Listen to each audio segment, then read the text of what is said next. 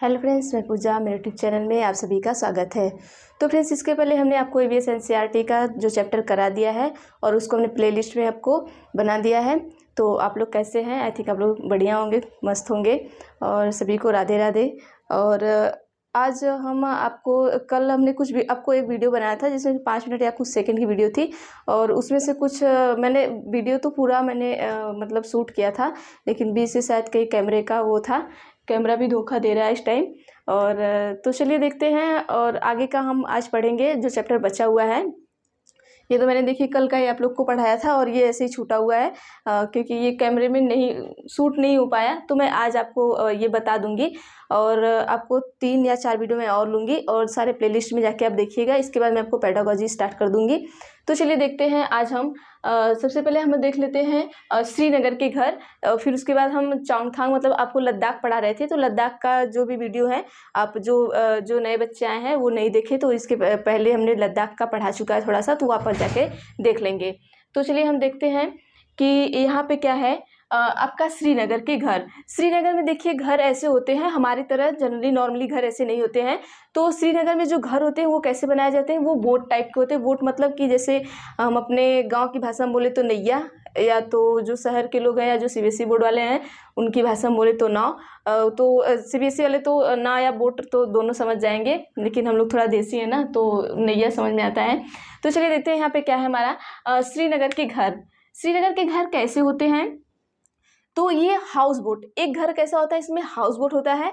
House boat कैसा होता है, ये इसकी हाउस बोट की क्या होती है लंबाई। आपको क्वेश्चन में क्या पूछेगा कि हाउस बोट की लंबाई कितनी होती है, तो कितनी होती है आपकी 80 फुट होती है। कितनी होती है? 80 फुट होती है।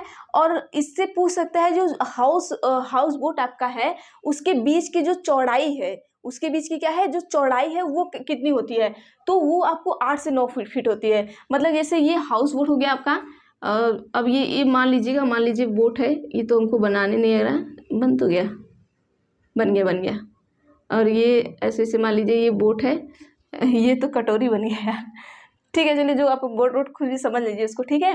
तो इसकी जो ये होती है, ये क्या है, इसकी चौड़ाई है, ये बीच की चौड़ाई है। तो उसको पूछा है वो कितना होती है, 8 से 9 फुट। ये कितना होती है आपका 8 से कितना होती है 9 फुट होती है, ठीक है। ये आपको क्वेश्चन में पूछेगा, आप यही पॉइंट टू पॉइंट याद करके रखिएगा। मैं शुरू से लेके लास्ट तक आपको ये बताते आई हूँ कि जो भी पॉइंट है सिर्फ आप कोई पॉइंट याद रखिए, पूरे चीज़ें पढ़ने से मतलब नहीं। इसमें आपको हमको लगता है 15 या 16 वीडियो रहेंगे। 15 क्या भी, हमने आई थिंक 9 वीडियो बनाए हैं, ये 10वां वीडियो होगा आपका। और 3-4 हम 15 मान के चलिए, अगर 15 वीडियो भी है तो आप 15 पढ़ लिए तो आपको 15 नंबर। अगर नहीं हुआ तो मैं बता के चल रही हूँ कि आपको 12 नंबर तो पक्का मिलेंगे, ठीक है। तो चलिए हम नेक्स्ट देखते हैं। यहाँ पे एक हमारा क्या है, घर क्या है, डोंगा। डोंगा क्या होता है, ये कहाँ है, ये डल झील और झेलम नदी में होता है, ठीक है। ये जो हमारे घर होते हैं श्रीनगर में वो कहाँ पे होते हैं, वो नदियों में होते हैं ऐसे नॉर्मली। तो ये क्या है कि जो हमारा डोंगा है वो कहाँ रहता है, वो डल झील में और झेलम नदी में। आप कभी अपने कश्मीर का ऐसे फिगर देखा होगा तो आप देखते होंगे कि वहाँ पे खूब बड़े बड़े ऐसे नाव हैं और नाव में सब लोग बैठते हैं, उसमें खाना बनाते हैं, सब कुछ करते हैं और वो बीच में ऐसे चलते रहते हैं। तो सेम ऐसे ही डोंगा है। ये क्या होता है, ये भी क्या होता है, वोट की तरह ही होता है। वोट की तरह नहीं, बोट की तरह। और बोट मतलब जैसे नाव होता है हमारा, नाव की तरह ही होता है, लेकिन इसमें सारी व्यवस्थाएं होती हैं, ठीक है। इसमें अलग अलग कमरे होते हैं और मतलब कि हर चीज़, खाने पीने का अलग अलग कमरा होता है आपका, बेडरूम में सब ऐसी चीज़ें, हर मतलब क्या होती है इसमें सारी व्यवस्थाएं होती हैं। और इसमें क्या होता है कि ये भी क्या करते हैं, नाव की तरह ये भी क्या करते हैं, पानी में तैरते रहते हैं, मतलब एक जगह से दूसरी जगह क्या होते हैं, जाते रहते हैं, ठीक है। ये देख लीजिएगा।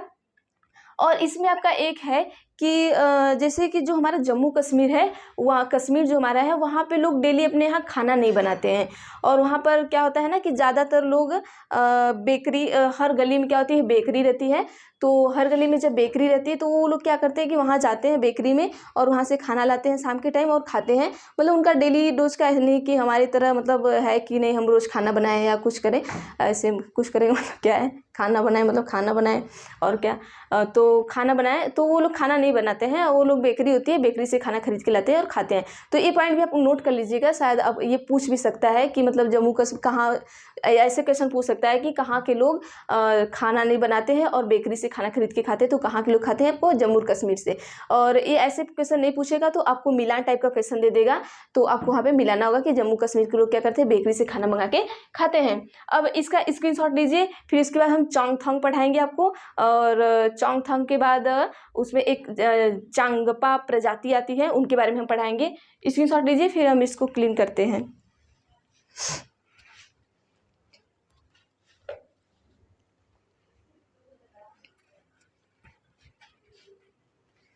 चलिए हो गया, तो हटाएं।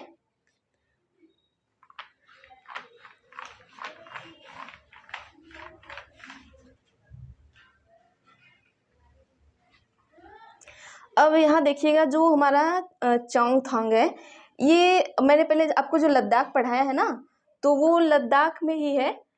जैसे कि लद्दाख जैसे पहाड़ी इलाका है, तो हमने कल के वीडियो में पढ़ाया है। जो कल का वीडियो देखा है उन्हें तो समझ में आ जाएगा, और जिन्होंने नहीं देखा है तो उन्हें शायद नहीं समझ में आएगा। तो ये जो चोंगथांग है, ये कितनी ऊंचाई पर है, क्वेश्चन ये पूछ सकता है आपको। तो ये चोंगथांग की जो ऊंचाई है लगभग आपकी 5000 मीटर है। ठीक है, चोंगथांग लिख लीजिएगा आप लोग, चोंगथांग।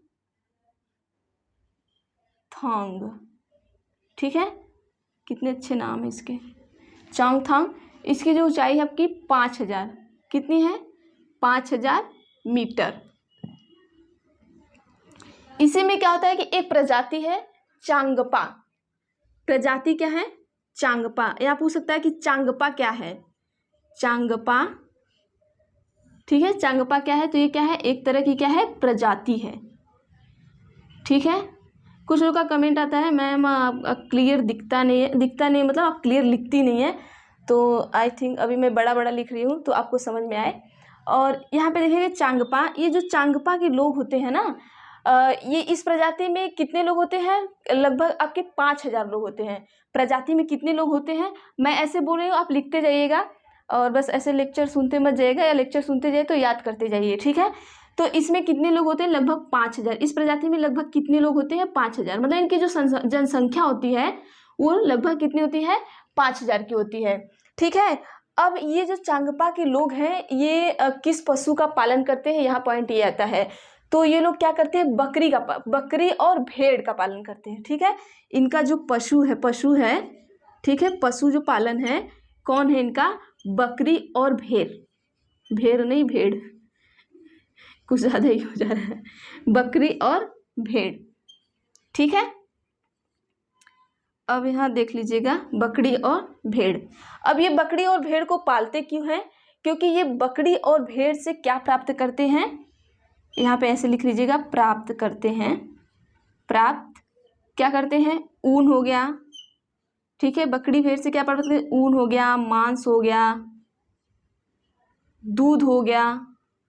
ठीक है, ये सब चीज़ें आपको ये क्या करते हैं, बकरी और भेड़ से इनको मिलती है। ठीक है, अब हम देख लेते हैं यहाँ पे, अब इतना स्क्रीनशॉट लेंगे, शायद नीचे ना दिखे, तो आप ले लीजिए इतना स्क्रीनशॉट, फिर मैं इसके आगे बताती हूँ।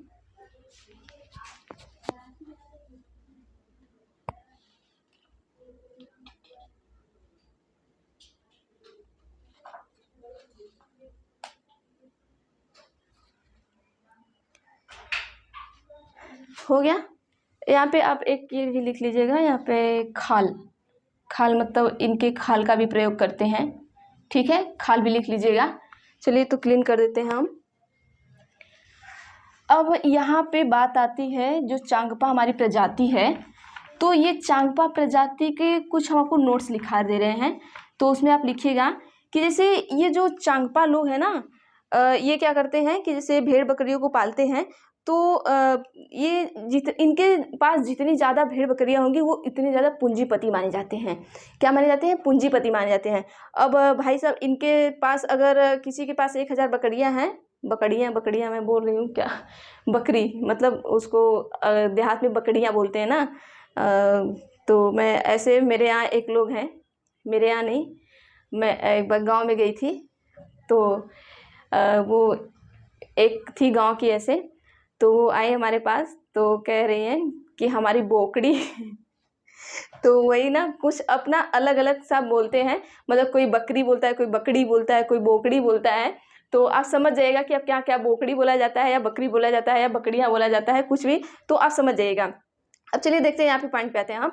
अब यहाँ पे क्या होता है कि ये इनके पास जितनी बकरियां होती हैं वो उतना ही पूंजीपति माने जाते हैं। अब जिसके पास जितनी इनकी जो बकरियां होती है वही इनकी पूंजी है। एक तरीके से मान लीजिए कि जैसे हमारे पास सरकारी नौकरी है तो वही हमारी पूंजी है, तो इनका भी ऐसे सेम होता है कि इनके पास अगर बकरियां हैं तो यही इनकी क्या है, पूंजी है। और जिसके पास ज़्यादा बकरियां होंगी, जिसके पास ज़्यादा बकरियां होंगी वो सबसे अमीर माना जाता है इंसान। मतलब इंसानी जो प्रजाति है जिनके पास ज़्यादा बकरियां होंगी वो क्या होता है, सबसे ज़्यादा अमीर माना जाएगा। अब इसमें क्या आता है, चलिए देखते हैं कि जो चांगम्पा के लोग होते हैं ना, ये बहुत घुमंतु होते हैं। ठीक है, यहाँ पे लिख लीजिए बकरी इनकी क्या है, पूंजी है। पहले ये लिख लीजिएगा, बकरी क्या है, इनकी पूंजी है, पूंजी। और सबसे ज़्यादा बकरी वाले को क्या करते हैं, सबसे ज़्यादा अमीर मानते हैं। सबसे ज़्यादा बकरी जिसके पास रहती है, बकरी, एक सेकंड रुकिएगा आप लोग।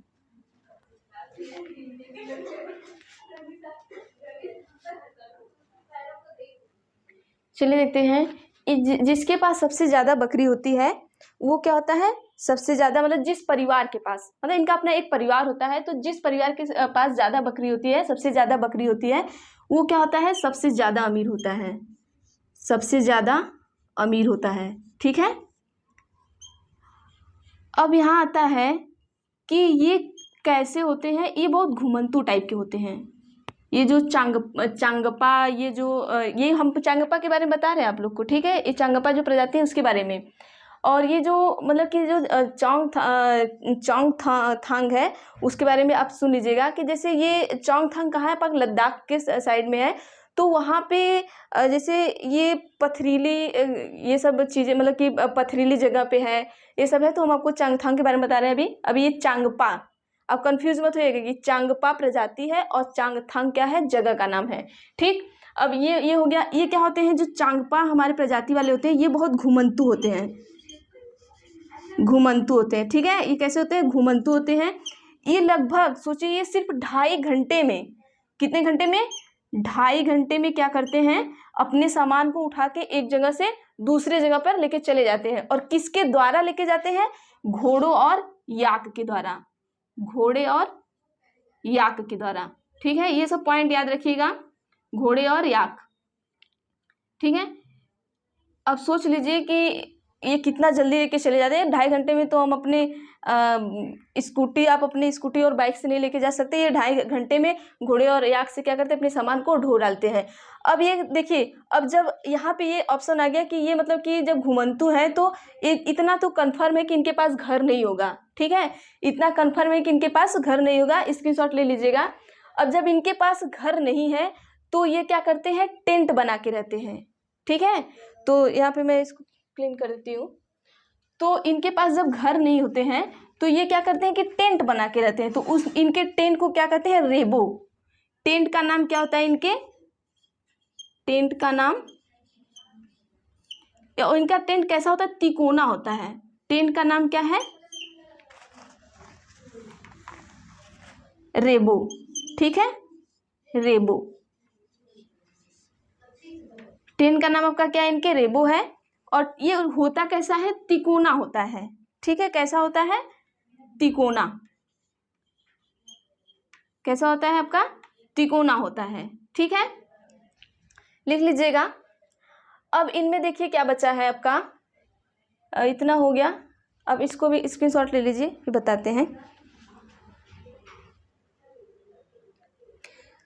और यहाँ पे चलिए, ये हो गया टेंट का नाम तिकोना। अब ये क्या करते हैं, अपनी बकरी पे क्या करते हैं, एक तरीके का क्या करते हैं, निशान लगाते हैं। बकरी पर क्या करते हैं, निशान लगाते हैं, बकरी पर निशान। अब क्वेश्चन पूछ सकता है कि बकरी पर निशान क्यों लगाते हैं। इसलिए लगाते हैं कि ये क्या करें, उन्हें पहचान सके, क्या कर सके, पहचान सके। ठीक है, क्या करें, पहचान सकें। अब इसके बाद देखते हैं, ये हो गया आपका बकरी को पहचान सकें। और बकरियां चराता कौन है, तो बकरियां यहाँ घर की औरतें और जो लड़कियां बड़ी होती हैं वो बकरियों को क्या करती थी, क्या करती है, चराती हैं। आदमी नहीं चराते, औरतें चराती हैं और लड़कियां चराती हैं। ठीक है, अब ये इतना हो गया। अब आपको हम नेक्स्ट वाला चलिए बताते हैं कि बकरी का जो घर होता है। अब ये भी पूछ सकता है कि अब भाई जब ये लद्दाख में है तो लद्दाख में पथरीली जगह है, तो पथरीली जगह पर आपको हमने पहले बता दिया था कि वहाँ पे आपको ये सीमेंट का घर तो बिल्कुल नहीं बनता है, या ईंट का घर नहीं बनता है, तो पत्थर का घर बनता है। अब हमारे यहाँ थोड़ी नहीं कि झोपड़ी बना दे और बकरी को रख दे, तो बकरी को झोपड़ी में रखते हैं। तो जब झोपड़ी में बकरी को रखते हैं तो हम वहाँ झोपड़ी कहते हैं अपने यहाँ, लेकिन ये लोग क्या कहते हैं कि जिसमें बकरियों को रखते हैं वो किससे बनाते हैं, पत्थर से बनाते हैं। और क्या रहता है, पत्थर से बनाते हैं। और इसमें रहता है आपका, देखिएगा, पत्थर से बनाते हैं। और आपका ये क्या होता है, चट्टानों के बीच भी रखते हैं। ठीक है, चट्टानों में, चट्टान और पत्थर से बनाते हैं। ठीक है, जब चट्टान पत्थर से बनाते हैं तो इसे क्या कहते हैं, ये लेखा। जैसे कि हम घास फूस से क्या करते हैं, बनाते हैं जो बकरी का घर, तो उसे झोपड़ी कहते हैं। तो ये क्या कहते हैं, पत्थर चट्टान से बनाते हैं तो उसे क्या कहते हैं, लेखा कहते हैं। तो ये चीजें ये भी याद करिएगा आप, लेखा। ठीक है, अब इसके बाद इसमें क्या बचा है, चलिए देखते हैं, इसको लिख लीजिएगा।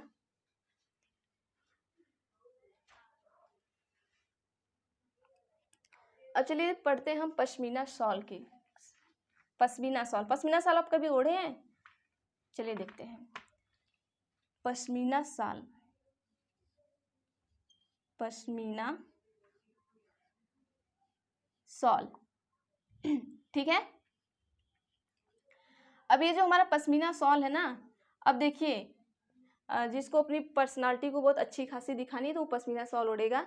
और भाई वैसे तो गर्मियों सॉरी ठंडियों में तो वैसे भी हम स्वेटर एकदम कितना रहे कितना ओढ़ ले, कोई वो नहीं है।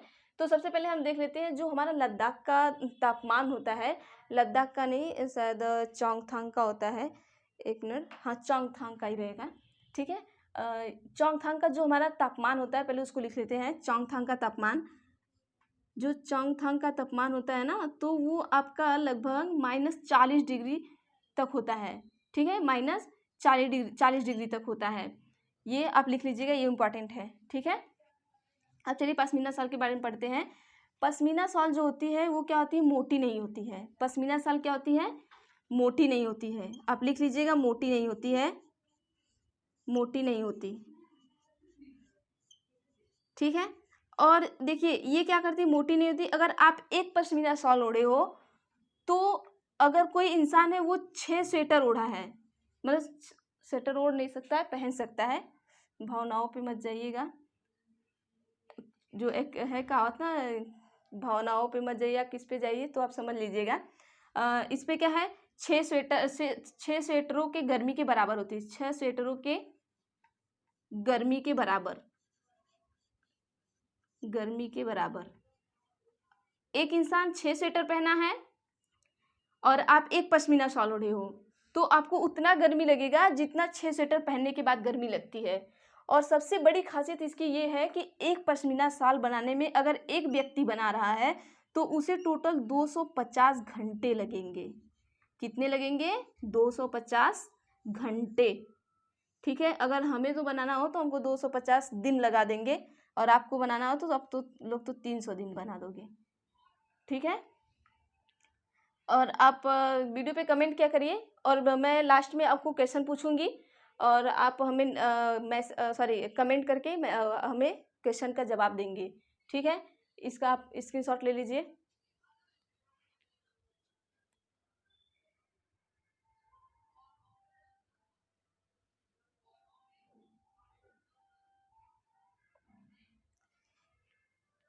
चलिए देखते हैं, एक लास्ट चैप्टर लेते हैं, धरती कापी। तो इसमें कच्छ है अहमदाबाद। ठीक है, तो इसको हम देख लेते हैं कि जो हमारा कच्छ, भुज और अहमदाबाद में भूकंप कब आया था। कच्छ, भुज, अहमदाबाद, अहमदाबाद, ठीक है। भूकंप, भूकंप।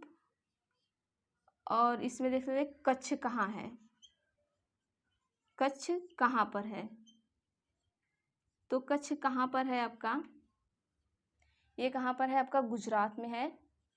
कच्छ कहाँ है, गुजरात में है। कच्छ कहाँ है आपका, कच्छ गांधीधाम, ठीक है। गांधीधाम भी आपका गांधीधाम का तो अभी इसमें है नहीं, मैं गांधीधाम का बाद में बताऊंगी, आगे बताऊंगी। और जो ये अहमदाबाद में, अच्छा ये भूकंप का है, तो ये कब आया था, 2001 में आया था।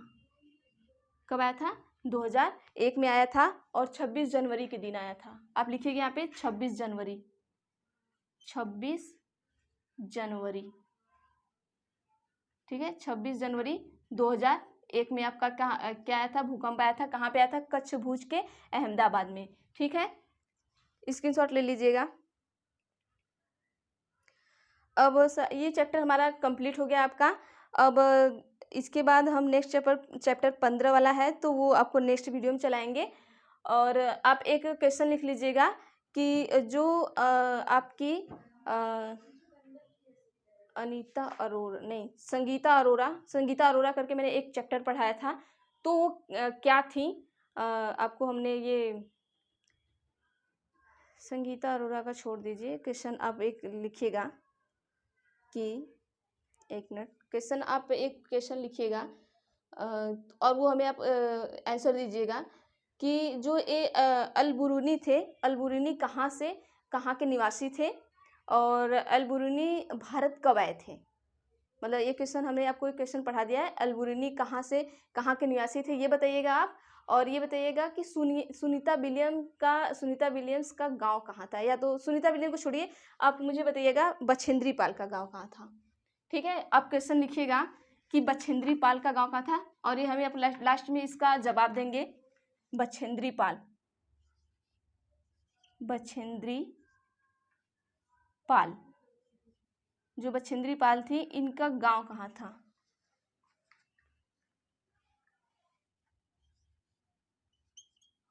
बछेंद्री पाल का गांव कहाँ था, का गांव कहाँ था, ठीक है। इसका आप हमें कमेंट करके बताएंगे, अगर आप पढ़ते हैं तो, नहीं पढ़ते हैं तो मत बताइएगा। और बाकी अगर आप पढ़ाई को सीरियस ले रहे हो तो आप पढ़िए। और अब मैं डेली आपको 2 क्वेश्चन पूछूंगी। और दूसरा क्वेश्चन आपका है कि मधुबनी क्या है, ठीक है। मधुबनी क्या है, मधुबनी क्या है और कहाँ स्थित है, क्या है और कहाँ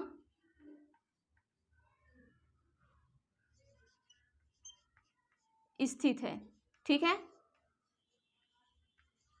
आप इसका हमें जवाब दीजिएगा कमेंट बॉक्स में। अगर आप पढ़ाई को सीरियस ले रहे हो तो जवाब दीजिएगा, नहीं ले रहे हो तो कोई बात नहीं, मत दीजिएगा। फिर ऐसे ही घूमते रहिएगा, फिर उसके बाद सीटेट निकल जाएगा, और फिर वैकेंसी तो आनी ही आनी है, ऐसा नहीं है कि नहीं आएगा, वैकेंसी तो आनी ही है। और आपको ये लास्ट चांस है, और आप बहुत मेहनत से पढ़िए। अगर आप इस बार नहीं कर पाए तो अभी नहीं तो कभी नहीं, और ये लास्ट चांस है, मतलब फर्स्ट एंड लास्ट। जिसका अगर पहले नहीं निकला है तो वो दूसरी बार देंगे, तो उनको कोई वो नहीं है, वो कर सकते हैं। लेकिन जो अभी स्टार्टिंग में आए हैं, पहली बार आए हैं देने, तो उनको ये समझना है करो या मरो। ये लास्ट मतलब ये फर्स्ट है आपका, और ये लास्ट भी है, तो आप उस हिसाब से मेहनत करिएगा। और चैनल को थोड़ा शेयर वेयर किया करिए, लाइक शेयर सब्सक्राइब मन करे तो किया करिए, कमेंट मन करे तो किया करिए। क्योंकि एक ये होता है ना, आप अगर कमेंट हमें करते हैं तो हमें पता चलता है कितने लोग हमें मतलब पढ़ रहे हैं या मेरे वीडियो से पढ़ रहे हैं, तो वो चीज़ें थोड़ा होती हैं। बाकी आपके ऊपर है, आपकी सबकी अपनी लाइफ, अपनी मर्जी, कोई किसी का वो नहीं है। और चलिए पढ़ते रहिएगा और मेहनत करिए। ये नहीं कि हम सोते रहें दिन भर, मेरी तरह सोइएगा मत। और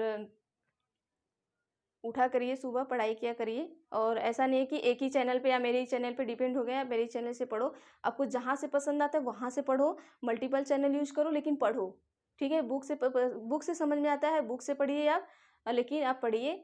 और बहुत ज़्यादा दिन एग्ज़ाम नहीं है, और नोटिफिकेशन आएगा, फिर 1 महीने में एग्ज़ाम हो जाएगा, तो नोटिफिकेशन का वेट मत करिए। चलिए, थैंक यू। और इसका स्क्रीनशॉट लेना है तो ले लीजिए।